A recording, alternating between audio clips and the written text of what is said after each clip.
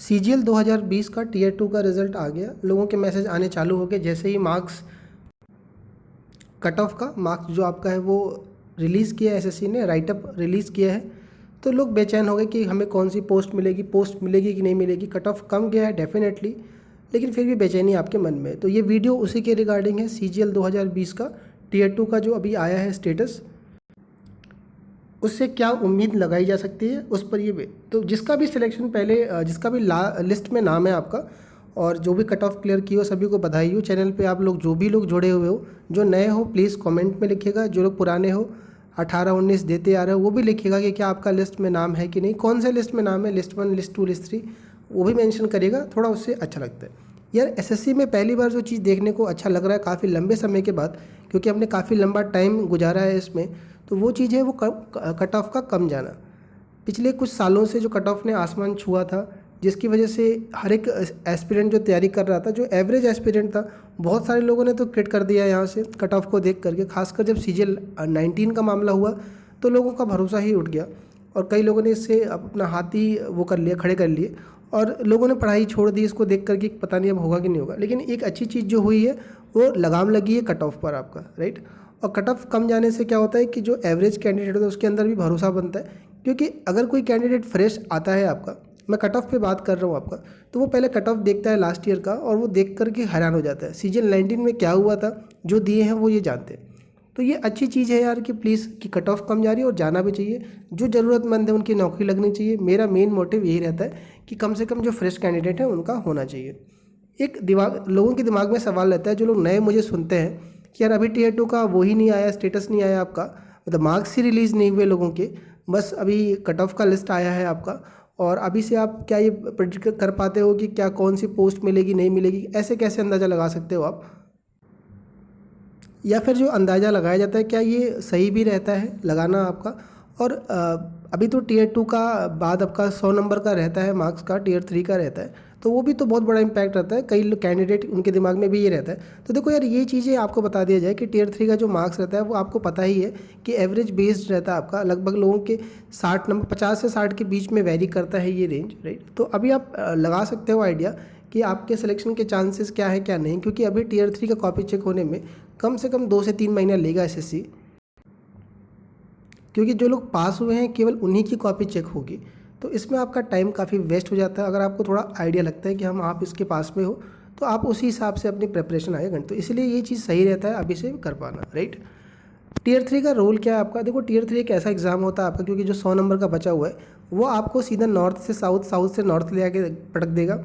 आपको 4600 से 2400 पे ले आ देगा, 2400 से आपको 4600 भी ले आ सकता है, 2800 भी ले आ सकता है, 2800 से आपको कहीं, मतलब गेम चेंजर होता है, आपको सिलेक्शन से बाहर भी कर सकता है। तो ये बहुत इंपॉर्टेंट पेपर होता है। सवाल ये उठता है कि यार इसको लेके बड़ा बेचैनी रहता है कि क्या इसका कोई सोल्यूशन नहीं है, ये पूरा लक बेस्ड होता है। आपने कितना अच्छा कॉपी लिखा है, कितना बेकार लिखा है, ये मैटर नहीं करता। जो लोग नए होंगे, जो पहली बार सुन रहे होंगे, ये चीज़ थोड़ा सा अजीब सा लगता है कि यार ये कैसा पेपर है जिसमें हमारी वो नहीं है, लेकिन आप जो शुरू से जुड़े हुए हो इस एसएससी एग्ज़ाम से, वो ये चीज़ जानते हैं अच्छे से कि यार टीयर 3 का एग्ज़ाम क्या है। लेकिन फिर भी ये देखा गया कि आपने अगर इतना अच्छा स्कोर किया है तो आपका कॉपी भी इतना भी बुरा नहीं होगा। तो एवरेज मार्किंग मान के चलिए आप 50 से 60 के रेंज में जो चलता है, हमेशा चलता आया है, वैसा ही रहेगा। सीजीएल 19 में थोड़ा सा हो गया था उटपटांग कि प्रेसी आ गई थी, जिसकी वजह से कुछ लोगों के नंबर बहुत ही कम हो गए थे। फिर भी नॉर्मलाइजेशन का जो चीज़ वहाँ हुआ था वो बहुत कुछ कवर कर गया था, और वो क्या हुआ उस पर हम बात नहीं करेंगे। तो यार टीयर 3 का रोल है, बहुत इंपॉर्टेंट रोल है, राइट। अब वो कितने मार्क्स है वो हम बात करें। चलो अब कट ऑफ पर हम बात करते हैं। कट ऑफ निकालने से पहले कुछ बातें ध्यान रखी गई, क्योंकि जैसे कोई बात आता है आपके दिमाग में 50 चीज़ें, क्योंकि हर एक बंदा, आप में जो लोग भी सुन रहे हो, हर एक अपने एंड पर रिसर्च करता है, एनालिसिस करता है, और कट ऑफ देखने के बाद जरूर वो चीज़ कमेंट में डालते हैं आप, राइट। तो हम इस चीज़ को आपको पहले क्लियर कर देते हैं कि क्या क्या चीज़ें ध्यान रखी गई है। टोटल वैकेंसी, क्योंकि आपको जो पोस्ट मिलनी है, जो सीट टोटल सीट है उन्हीं में से मिलेगी, ये ध्यान रखा गया है। कितनी सीटें हैं, कितने कैंडिडेट पास किए गए, ऑब्वियस सी बात है कि जितनी सीट है उसके रेशियो में जो कैंडिडेट पास किए गए हैं, सभी की नौकरी नहीं लगनी है, ये आपको पता होना चाहिए। और जो रियलिटी है उससे हम नहीं भाग सकते कि कट ऑफ में नाम है तो आपको पोस्ट मिल ही जाएगी। आपको पता है कि लिमिटेड सीटें हैं और उतने ही लोगों का सिलेक्शन होना है। 2020 में नॉर्मलाइजेशन नहीं था मेंस में। नॉर्मलाइजेशन से ये रहता है आपका कि नंबर ऑफ़ कैंडिडेट 1 मार्क्स के अंदर बढ़ जाते हैं। जैसे आप देखो तो नॉर्मलाइजेशन में आपको पॉइंट के बाद 4 डिजिट या 5 डिजिट तक के मार्क्स मिलते हैं आपको। नॉर्मलाइजेशन नहीं है आपका तो 0.25 ऐसे चलेगा आपका, राइट। तो ये एक चीज़ रहा है, इसको भी ध्यान में रखा गया है। कुछ कैंडिडेट जो सीजीएल 18 के हैं, 19 के हैं, वो फ्लो में 20 भी दे दिए, लेकिन एक चीज़ देखने को मिला था कि 18-19 को देने के बाद बहुत लोगों का अब एसएससी प्रोसेस से डिले की वजह से मन भाग गया। तो इस वजह से देखा आपने कि कई लोगों ने 20 का मेंस छोड़ दिया, कई लोगों ने 20 दिया ही नहीं। तो रिपीटर्स भी हैं इसमें, लेकिन उतने बल्क में नहीं है जितने 18 वाले 19 में थे। 20 में कुछ कैंडिडेट रिपीटर्स हैं, लेकिन आप देखोगे तो फ्रेश कैंडिडेट भी इसमें अवेलेबल है, राइट। वो भी ध्यान रखा गया क्योंकि उसका भी इम्पैक्ट पड़ेगा। सीजीएल 19 का रिजल्ट आ गया आपका, एक्सरसाइज बहुत लोगों को मिल गई जिनको उम्मीद नहीं थी, और बाकी लोग अपना अपना आगे का भी प्लान कर रहे हैं, तो ये भी इम्पैक्ट डालेगा। जेएसओ और डबल एओ इसके भी कैंडिडेट आपके लिस्ट में हैं। तो डबल एओ और जेएसओ की जो डिमांड है पिछले 2-3 सालों से घटी है। आपको पता है कि जिनको भी जेएसओ के चांसेस हैं और अदर पोस्ट के भी चांसेस हैं, तो वो 4600 या 2800 को ही ऑप्ट करना चाहते हैं। बाकी कौन क्या लेगा वो उसकी मर्जी है, नंबर उसने लिया है, नौकरी उसको करनी है। और डबल एओ का भी ये देखा गया है कि डबल एओ को भी लोग अब थोड़ा नीचे रख रहे हैं। अगर 4600 या फिर कुछ लोग 2800 भी, कई फीमेल कैंडिडेट भी हमसे सजेशन लेते हैं, तो उनका भी ये राय रहता है कि हम 2800 भी कर लेंगे। तो वो चीज़ें रहती हैं, तो ये भी ध्यान में रखा गया आपका। 100 नंबर का टियर 3 बचा हुआ है, ये ध्यान में रखा गया। और ये लोगों के कमेंट में रहते हैं, कई लोग बोलते हैं कि अभी टियर 4 में तो कुछ लोग बाहर होंगे, टाइपिंग भी तो होगा, टाइपिंग भी तो बाहर होगा। मैं टाइपिंग का भी यहीं क्लियर कर देता हूँ। टाइपिंग का जो इम्पैक्ट पड़ता है वो जो लास्ट वाली कट ऑफ रहती है टीए वाली, उस पर पड़ता है आपका। अगर 1000 सीटें हैं मान लो किसी कैटेगरी के अंदर, तो उसमें आप मान सकते हो 1200-1300 लोग, क्योंकि टाइपिंग में ही लोग बाहर होते हैं। जो ये सीपीटी और डेस्ट वाला पार्ट है आपका, जो एएसओ के लिए चाहिए होता है मिनिस्ट्री में, ऑलमोस्ट दिखा गया कि सभी लोग क्लियर कर लेते हैं वो एग्ज़ाम। हमारे दिमाग में ये चीज़ें रहती हैं, लेकिन जो हाई स्कोरर रहते हैं, जो टारगेट करते हैं इन पोस्टों को, उनके सभी के क्लियर हो जाते हैं, मान के चलो आप। तो इसलिए उसको लेके बहुत ज़्यादा परेशान होने की या उसको लेके दिमाग लगाने की ज़रूरत नहीं है। अब हम आते हैं कट ऑफ प्रेडिक्शन से पहले ये देख लेते हैं वैकेंसी चार्ट। वैकेंसी चार्ट आपके पास होगा, ये देख लीजिएगा। इसमें यार चेंजेस नहीं होना है, मान के चलिए आप, क्योंकि देखा जा रहा है पिछले 3 सालों से कि लास्ट तक वैकेंसी थोड़ी कम हो जा रही है भले, लेकिन बढ़ नहीं रही है। तो आप इसी को लेके चल सकते हो, एटलीस्ट इतना ही रहे तो भी बहुत है आपके लिए। ये राइटअप निकाली गई है एसएससी के द्वारा। मैं लिस्ट 3 ही पकड़ रहा हूँ इसमें, क्योंकि अभी जो भीड़ है बहुत सारा वो लिस्ट 3 को ही लेकर के 4600 और 2824 को लेकर बेचैन है, और यही पोस्ट लोगों की नज़रों में चढ़ी रहती है खासकर। ये जो कट ऑफ आया है इसमें सबसे ज़्यादा आपको ध्यान रखनी है कट ऑफ ये वाली। आपको सिर्फ ये देखना, देखो एनालिसिस करने के लिए 1000 चीज़ें हैं। आपको मैं ग्राफ दिखा दूँ, मैं आपको ये सर्वे दिखा दूँ, 75-100 चीज़ें हैं। चीज़ें वही आप आखिरी में जाके देखते क्या ही हो कि यार कट ऑफ कितना रहेगा हमारा, उसमें आ रहा है कि नहीं आ रहा है, मुझे ये पोस्ट मिल पाई कि नहीं मिल पाई, क्या हुआ क्या नहीं हुआ, किसने। अभी एक सर्वे हुआ था अटेम्प्ट बेसिस पर सीजीएल 21 को लेके, कोई फ़ायदा नहीं है सब चीज़ों का, सही कितना है वो सब चीज़ें। तो अब मैं बात करता हूँ जिस पर उसको ध्यान से समझिएगा। मैंने सिर्फ पकड़ा है जो डेटा मैंने ब्लैक कलर से किया है, यूआर कैटेगरी की कट ऑफ गई है 433 पॉइंट समथिंग, 433 पकड़ लीजिए। और इसमें इतने कैंडिडेट पास हैं, इसमें आप ये कैंडिडेट पकड़ लीजिए 503 जो एससी कैंडिडेट है, राइट। मैं क्या बता रहा हूँ ध्यान से समझिएगा, पूरा सुन लीजिएगा, स्किप करोगे तो समझ में नहीं आएगा चीज़ें, राइट। और घबराने की ज़रूरत नहीं है कि अगर कट ऑफ में क्या है क्या नहीं है, पहले आप समझ लीजिए चीज़ों को। 503 कैंडिडेट ऐसे हैं जिनके मार्क्स 433 से ज़्यादा हैं एससी कैंडिडेट के अंदर, ठीक है। अब ये जो कैंडिडेट हैं ये अपने कैटेगरी के अंदर है, और ये स्टार का मतलब होता है कि ये कट ऑफ इतना क्लियर किया हुआ है। जो बेस पकड़ा गया कट ऑफ निकालने का वो कैटेगरी एससी को पकड़ा गया है। मैं आपको समझाता हूँ क्या रीज़न है उसका। तो देखो 4600 और 4200 में मिला के रखा जाए तो 491 पोस्ट इस बार सीजीएल 2020 की है। सीजीएल 20 की अगर आप वैकेंसी चार्ट देखना, उसमें डबल एओ, जेएसओ और 2400 2800 को माइनस कर दोगे आप, तो इतनी पोस्ट बचेगी, राइट। सबसे कम जो कट ऑफ जाती है 4600-4200 में, वो एक्साइज की ही जाती है, 4200 की ऊपर ही रहती है, क्योंकि डिविजनल अकाउंटेंट और इंस्पेक्टर ऑफ पोस्ट डिमांड में रहता है आपका, ठीक है। तो 503 कैंडिडेट ऐसे हैं जिनके मार्क्स 433 से ज़्यादा है, राइट। 491, मैं 4600 की बात कर रहा हूँ, राइट। तो 491 पोस्ट के लिए अगर हम देखें तो 500 कैंडिडेट तो आपको यहीं मिल गए 433 मार्क्स पर ही। लेकिन कोई ज़रूरी नहीं है कि 503 कैंडिडेट हैं वो सभी के सभी ये 491 जो सीट है वो उसी को ही भरेंगे, 4600 को ही भरेंगे। कई लोग होते हैं जिनके मार्क्स ज़्यादा होते हैं, वो लो ग्रेड पे की भी पोस्ट भरते हैं, जैसे लोग टीए भी भर देते हैं, लोग 2800 की पोस्ट भरते हैं ताकि होम पोस्टिंग मिल जाए, ठीक है। तो वो भी बात है। और उसके अलावा कई सारे लोग स्किप भी कर देते हैं डीबी, जो रिपीटर्स होंगे जिनको मनपसंद की पोस्ट एमईए, सीएसएस, एक्साइज मिल गई है, वो भी तो स्किप करेंगे। तो मान के चलिए आपके 600 के आसपास कैंडिडेट ऐसे होंगे, रैंक 1 से 600 की बात कर रहा हूँ मैं, जो ये 491 पोस्ट को ऑप्ट करेंगे, रखेंगे, राइट, क्योंकि 4600 की डिमांड रहती है एसएससी में, राइट। और हम टियर 3 का 60 मान लें इसमें, तो 490 का मार्क्स पहुंच रहा है। अगर ये एवरेज घटता है, आपका कम नंबर मिलते हैं, 55 होता है, 50 होता है, तो ये ऑब्वियस सी बात है थोड़ा कम हो जाएगा, 55 60 लेके चलिए, तो ये रेंज पहुंचता है 485 से 490। ये ऐसी कैंडिडेट के लिए है जिनके मार्क्स इस रेंज में आ जाते हैं टियर 3 मिला करके, जिसमें 55 से 60 नंबर है टियर 3 का, आपके पूरे चांसेस हैं कि आपको 4600 ग्रेड पे की पोस्ट मिल जाएगी, राइट। अब हम आते हैं थोड़ा गैप का कॉन्सेप्ट। देखो हर साल एक गैप चलता है आपका हर कैटेगरी के बेसिस पे। आप ये जो लिस्ट है इसको ध्यान से देखिएगा, इसमें D15 पकड़ लीजिए आप। D15 में आप ये देखिएगा ध्यान से, ये जो डेटा है आपके पास, ये CGL 17 का डेटा है। इसमें लास्ट जो पोस्ट गई थी वो TA की पोस्ट का ये डेटा आपके सामने है।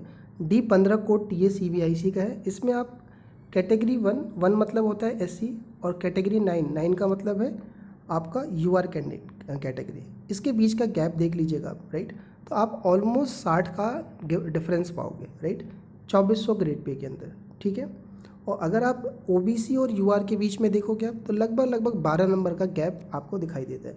ये जो गैप का कॉन्सेप्ट है ये आपको हर एग्ज़ाम में, चाहे आप 16 से कंप्लीट कर लीजिएगा, 15 16 CG 18 17 18 जितने भी एग्ज़ाम, रिसेंट में 18 के बाद 19 का हुआ था, आप देखोगे कि ये गैप का रेशियो हर साल मेंटेन रहता है, राइट। ये CGL 17 का डेटा है आपका।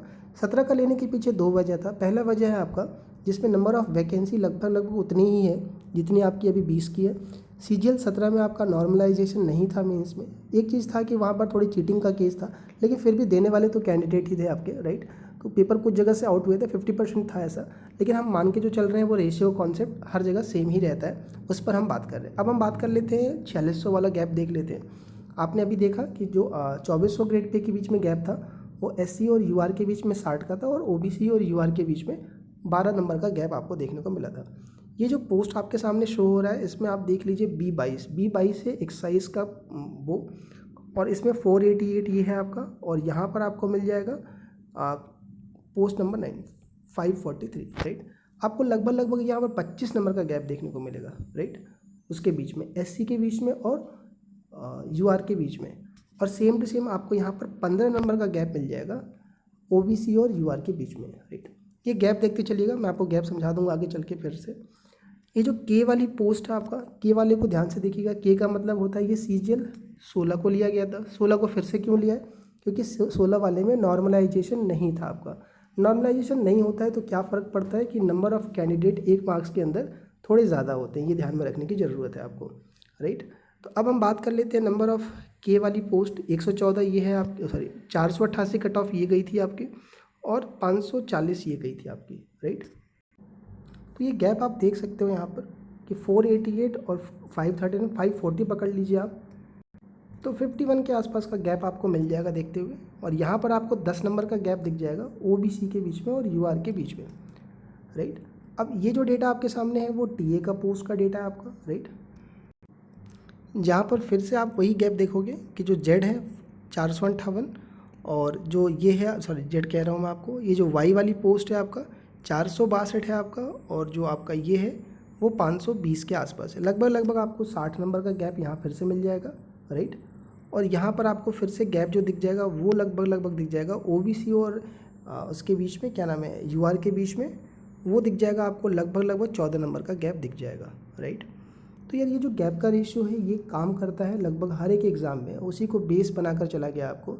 तो ये देखा गया है कि UR और SC के बीच में ऑन एन एवरेज 55 नंबर का डिफरेंस रहता है 4600 ग्रेड पे के अंदर। OBC और UR के बीच में 15 नंबर का रहेगा डिफरेंस लगभग 2400 की अगर हम बात कर लें तो 2400 में ये गैप थोड़ा बढ़ जाता है UR और SC के बीच में, क्योंकि कई कैंडिडेट जो होते हैं जो लो ग्रेड पे के होते हैं जिनके मार्क्स 2400 के आसपास रहते हैं वो GSO की तरफ मूव कर जाते हैं या AA की तरफ मूव कर जाते हैं।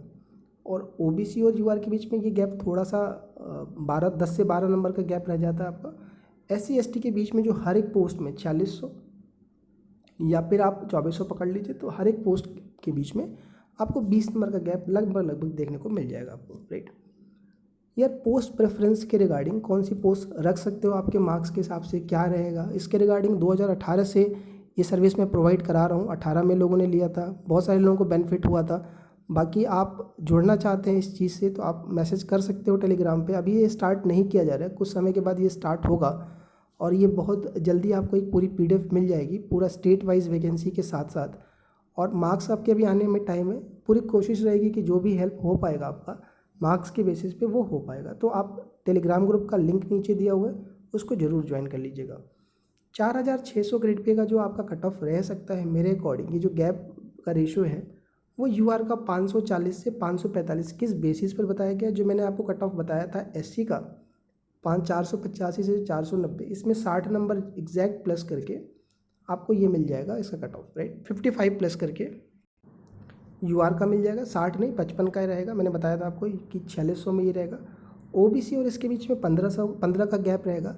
जो EWS कैंडिडेट है, EWS का कट ऑफ लगभग OBC के आसपास जाएगा। आप रेशियो CGL 19 से चेक कर लीजिएगा अपना। SC ST के बीच में 20 नंबर का गैप रह सकता है, तो वो जो गैप है वो रेशियो मेंटेन करी गई है यहाँ पर।